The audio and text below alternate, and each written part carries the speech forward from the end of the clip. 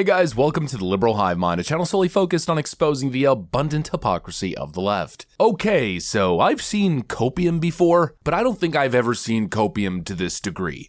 Guys, we're not even living in the same world as these people. I've never seen such a disingenuous group of partisans. It's completely insane. I'm sure you guys are seeing it. I'm sure a lot of you are on X. But last night after Kamala Harris's train wreck Fox News interview, there's no other way to describe it, every single leftist shill on the platform went into full-on damage control mode. Kamala Harris slayed, queen. She went into the lion's den. She got ambushed by Fox News and came out a hero. This aggressive collective reaction reeks of desperation. Frankly, it reeks of money, that paper smell. Someone's gotta be paying these people. Just a second earlier I said we're not watching the same movie as these people. We're not seeing the same thing. But actually, upon reflection, I don't think that's accurate. We're definitely watching the same thing. We're just having a little bit of a different reaction. We simply saw what happened and we're acknowledging reality, and they're in reality denial mode. Complete frickin' desperation and delusion. They know exactly what happened and they're trying to spin it. This is pure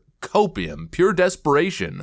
Let's have a conversation about it. We got some stuff to get into, so let's roll the tape. All right, folks. So right after Kamala Harris's interview performance, or lack of a performance, this was the #1 trend. #TrainWreckKamala. It's obvious what happened, but if you pay attention to the leftoids, they seem to be telling a completely different story. Bret Baier is refusing to do a single debate with Kamala Harris after getting his ass handed to him. Kamala came to Fox to stack bodies. Kamala Harris is fearless as she answers questions on Fox News by Bret Baier. That's interesting. I seem to remember she didn't answer a single friggin' question. Prediction, MAGA will attack Fox News for the rest of the week. Brian Krasenstein, the king of predictions. But these tweets just inundated my timeline. Vice President Kamala Harris went into a very hostile Fox News interview environment and likely won over moderate and independent voters with her smarts, competence, and civility. Kamala Harris, strong, handled an ambush Fox interview light years better than the #Donald Trump unstable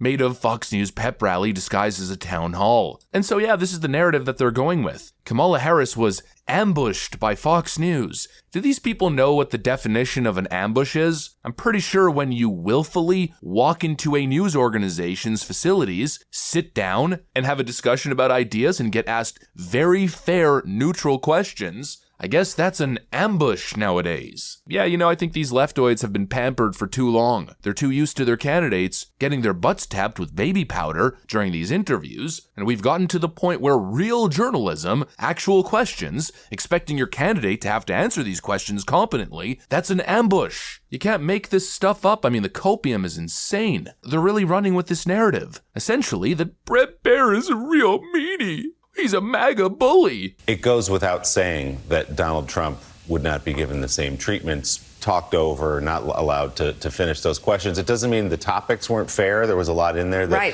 viewers wanted to hear from Kamala Harris. Why do you have different positions now than you did in 2019? How are you going to fix the immigration crisis? All fair questions, but Donald Trump obviously would never be treated that way on Fox News. It was supposed to give viewers an opportunity to actually hear her plans as president. Instead, as you saw, it almost immediately devolved into an embarrassing bad faith effort by a once respected host to play to an audience of one. The host's constant, rude interruptions were designed to distract from the issues and facts that Trump and his acolytes try and twist and distort every day. And on Fox News, they try and avoid. And they couldn't. When Kamala Harris realized the host was not going to let her speak, the only way the vice president could give Fox viewers an opportunity to hear what she had to say was to talk back over him. Was he making sure that happened? I personally think absolutely. Did she do well in this environment? Of course. She was great. She's a former prosecutor, attorney general, senator, current vice president. She's fine with a situation like that and even flourishes. Did she crush it? Did she blow it? What was the outcome of the interview? I think Trump refused to debate Kamala Harris again, so Harris did the next best thing. She booked a debate on Fox News. And that's what this was tonight. She essentially walked into a Trump campaign field office because anchor Bret Baier, who is a solid journalist. He is also incredibly sympathetic to Trump because that's what his fans want. That's what his viewers want. His viewers want him to represent the Trump point of view. So it was almost as if you had a Trump surrogate interviewing Kamala Harris. I just finished watching Kamala Harris's interview with Bret Baier, and that one was a doozy. I mean, you'd expect nothing less than Fox News just trying to bully her the whole time, but she really held her own. Multiple times he's talking over her and not letting her answer the question, and she was like, you invited me to this interview. I will answer this question. Give me an opportunity to answer this question. I thought she really held her own, and I think it just shows the capacity to stay calm but direct, forceful but respectful. And that is what you need in a leader. That is what you need in a negotiator. And I thought she did phenomenal.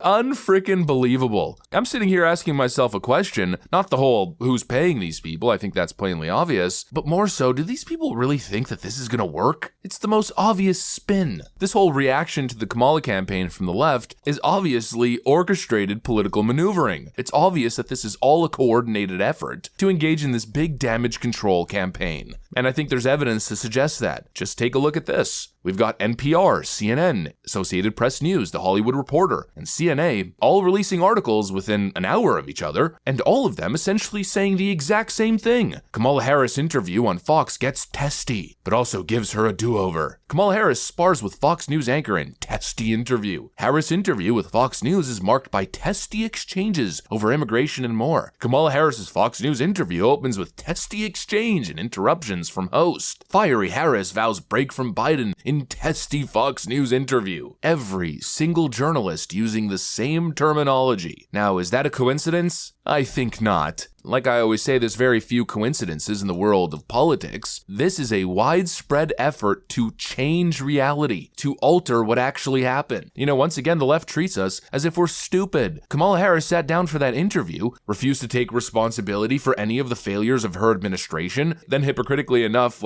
10 or 15 minutes later in the interview, she said this. Say that he never advocated for that prison policy and no gender transition surgeries. You know what? You got to take responsible for what happened presidency. in your administration. She takes no responsibility, but then when talking about Donald Trump, she claims that an administration is responsible for everything that happens under their watch. An insane contradiction, but also an admission. I guess Kamala Harris has finally, inadvertently taken responsibility for the Afghanistan withdrawal, the war in Ukraine, the inflation crisis, the border crisis, the crime crisis, the list goes on. I guess the buck stops with her, huh? I mean, come on, it was 25 minutes of not answering questions, contradicting herself, getting completely exposed by the graphics that they were popping up, and of course 25 minutes of orange man bad, Donald Trump this, Donald Trump that. Democrats voted. Donald Trump, Donald Trump, Donald Trump, Donald Trump, Donald Trump, Donald Trump, Donald Trump, Donald Trump, Donald Trump, and Donald Trump, Donald Trump. President Biden had a fundraiser debate stage. Let's go back to Donald profits. Trump, Donald Trump, Donald Trump, Donald Trump. What people were looking for was for Kamala Harris to define herself, but she just defaulted to the old divisive tactic of blame literally everything on Donald Trump. It's obvious to anybody with a working brain that this was a disaster. Her campaign staff was literally going nuts in the background, trying to abort mission, get the interview to stop. But now these people want to tell you that it was an ambush and that Kamala Harris did real good. What kind of standard is this? As long as she shows up on Fox News, that's good enough. How utterly ridiculous. They're trying to rewrite history once again, as they always do. But the facts don't lie, no matter how many times you journalists run with the same narrative or the same headline. No matter how many times Democrat organizations on social media write lengthy posts explaining why Kamala Harris did so great. I mean, look at this copium from Occupy Democrats. Blah, blah, blah, frickin' blah, blah, blah, blah, blah, blah, blah, blah, blah, blah. Literal copium propaganda that nobody needs to read. I do not need to read this to understand what happened. I watched it with my own eyes and listened with my ears. I saw what happened. Kamala Harris failed miserably. Again, not surprising. It's absolutely unbelievable. And I knew exactly what was going to happen. I expected this. This is what Democrats do. No matter what happens, they play the partisan line. I mean, frankly, they're liars. That's really what should be said here. And I think the distinction is quite clear, actually. We've seen Donald Trump have poor performances in interviews or debates, and when it happens, a lot of people on the right are willing to admit it. Yeah, not exactly as great showing. It wasn't perfect. I think he didn't perform so well. But every time on the left, no matter how bad the performance is, it's always a win. Oh, spectacular victory tonight. We won the day. It's insane, and these are the people who point the finger at us and say we're in a cult. It's unbelievable. I knew this was going to happen, and I also knew something else was going to happen, that despite all the leftist copium, despite all the blah, blah, blah, oh, Bret Baier is so mean. He's a Trump surrogate. I can't believe Brian Stelter said that, by the way. Bret Baier hates Donald Trump. This is a widely known fact. And to be honest, in Bret Baier's one-on-one sit-down interviews with Donald Trump in the past, he's actually been a whole lot tougher than he was in that interview. But anyways, I don't want to get caught on a tangent. The point that I was trying to make is the copium was expected, but despite all the copium, despite all the literal Democrat propaganda, it was obvious that the odds were going to shift. I mean, just look at this. Kamala Harris was leading 2 weeks ago in the poly market betting odds. Now after that Fox News performance, Kamala Harris is down, what, like 25 points? A huge overnight shift. That pretty much tells you all that you need to know. The left can throw their little tantrums, they can try to spin it as hard as they want, but you can't change reality. Anyways, that's pretty much what I got for you guys on this one. Hopefully you enjoyed the video. If you did, make sure to leave a like and possibly subscribe to the channel. Thanks for watching, and I'll see you on the next one.